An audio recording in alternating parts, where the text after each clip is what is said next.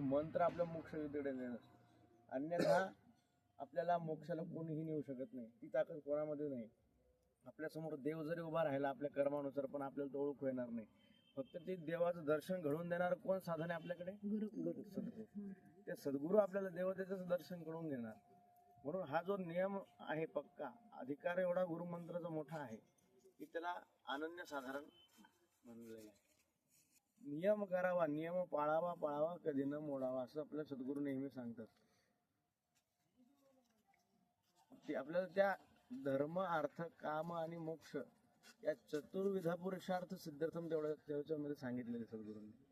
त्या चतुर्विध पुरुषार्थाची प्राप्ती त्याच्यामध्ये, म्हणजे त्याच्यामध्ये भौतिक आलं, आध्यात्मिक आलं, सौख्य आलं, वैयक्तिक सौख्य आलं, सगळ्या प्रकारची त्यामध्ये आपल्याला प्राप्ती दिलेली आहे. पण असं केव्हा सांगतात सद्गुरू? केव्हा मिळणार आहे ती? केव्हा मिळणार आहे? गुरुमंत्राचं फार काही त्याचं अवडंबर नाही आहे, काही फार त्याला काही साधना नाही सांगितलेली, फार तुम्हाला 4 तास बसायला नाही सांगितलं. पण नियम जेवढा दिलेला आहे तेवढा पक्का झाला तर आपल्याला ती, आणि त्याचा एवढा मोठा अधिकार आहे की जेवढं रोजच्या कर्माचं फळ आपल्याला मिळतंय त्याचं. आपलं रोजच्या हातून कळत नकळत किती कर्म घडतंय, काय घडतंय, कसं दुष्कर्म घडतंय, काय घडतंय, तसं आपल्याला माहिती नाही.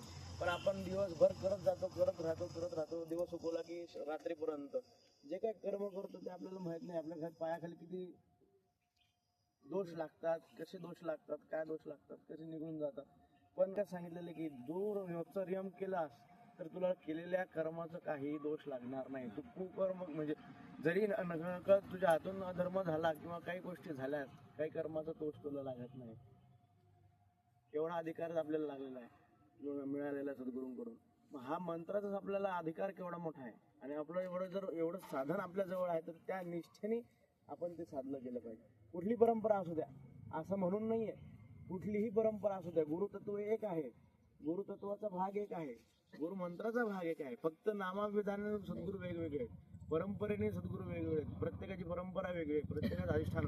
पण का अधिष्ठान वेगळं आहे? सद्गुरू म्हणजे भगवंताकडून जसं अधिष्ठान आले की नाथ संप्रदाय, शिवशक्ती संप्रदाय, शक्ती संप्रदाय, असं जे संप्रदाय आहेत, वारकरी संप्रदाय, अशा संप्रदायानुसार जे काय त्या संप्रदायाचं अधिष्ठात्र दैवत आहे, आणि त्या दैवतेला जो काही सिद्ध पुरुष सिद्ध झाल्यानंतर जो काही मार्ग मिळतो तेव्हा तो परंपरेचा बनतो. पहिले तो बनतो, मग सद्गुरूचं अधिष्ठान त्या पुरुषाला प्राप्त होतं. म्हणजे असा तो अधिकार त्या परंपरेशी निगडीत जात असतो. मग केव्हा होतो? त्यांनी पण ती साधना केलेली असते. तो काय त्या पदाला डायरेक्ट जाऊन बसलेला आहे का? ते सद्गुरू काय डायरेक्ट जाऊन बसलेले आहेत का? नाही. पहिले खडतर आचरण